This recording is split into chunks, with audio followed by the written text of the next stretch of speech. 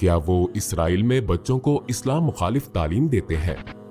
क्या यहूदी दीगर लोगों को दूसरे दर्जे का इंसान समझते हैं? रॉकेट पर रॉकेट फायर हुए। थोड़ी देर बाद हमला रुक गया। लोग अपनी पनाहगाहों से निकले और सब घरों की तरफ भागे। आप यकीन नहीं करेंगे कि वो कैसे भाग रहे थे, जैसे अल्लाह ने सूर फूंक दिया हो।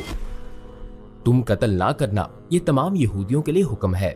तुम अपने हम मजहब को कत्ल ना करना, लेकिन तुम मुसलमान को मार सकते हो। उनके खून पर तुम्हारा हक है। इस तरह वो लोगों के लाशऊर में अपनी सोच नक्श करते हैं।